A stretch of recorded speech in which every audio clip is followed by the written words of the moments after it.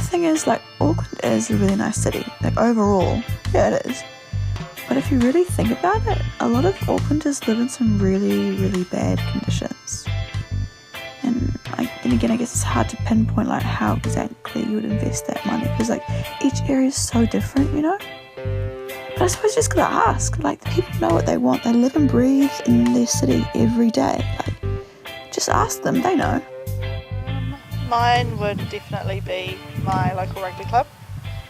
I would try and spend all of it on development for young players coming through to school, and then also helping the older players as well, and the infrastructure of the club.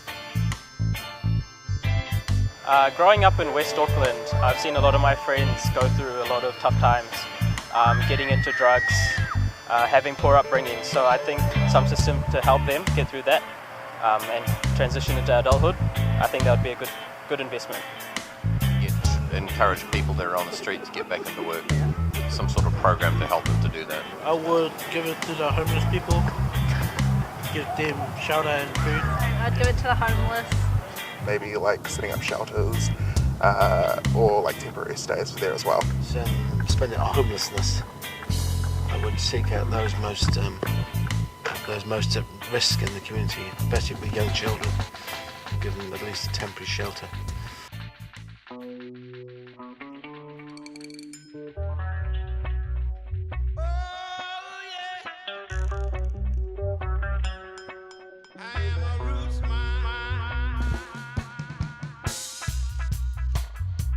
I would use it to create mentorship programs in the arts areas, and specifically invest in like experts in different arts areas to get alongside young people and just guide them through their passions and what they want to build for the future.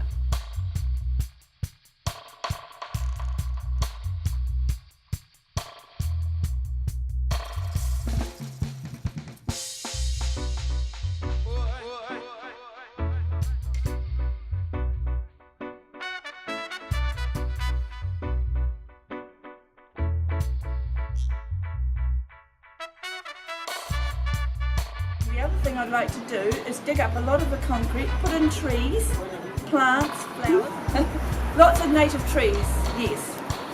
Everything to promote New Zealand. I'd like to see more native plants planted on all the green areas around, Manarewa especially, and I put some towards cleaning up the Manukau Harbour so that the locals can enjoy Waingawa Beach, Rocky Downs, and further around by Puanui Creek. Well, a lot of it to the pool house, which is a place for emergency housing. Well, I'd like to see more emergency housing set up, especially for young families whose children need to get to school. Where I live, we do have a problem with synthetic cannabis, so I think something that could help people who, let's say, dependent on it. So maybe something to help there, like a facility or something like that. Probably with children, through children. I work with refugees and I'd give them some of it, and I also work with children for the Breakfast Club in Glen Innes, so they deserve it too. Something to do with education for children or special needs kids. Since Avondale was an example, the most wealthy area, probably help by donating lots of schools and stuff like that. Have better resources for us to learn off of, really. But then, do you like tackle the problems one by one? Or do you just go and take the bull by the horns and just try and fix it all at once? Like, how does that even work? I suppose you just got to bring a lot of people together. But, yeah, it's just such a tough one. But I suppose you just got to sit down and start a conversation. Simple but effective. There is a lot of love for our little city. But then if you even think about it further, Auckland is far more resourced than the rest of the country. And that's a whole nother conversation we have to start.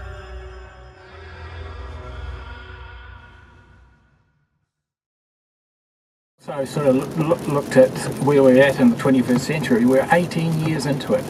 and still we're not ready. We're not even got probably the framework ready, the institutional framework. We certainly haven't got the legislation, although that's going to change, and we just need to do a whole bunch more. That's about $5 million worth, isn't it?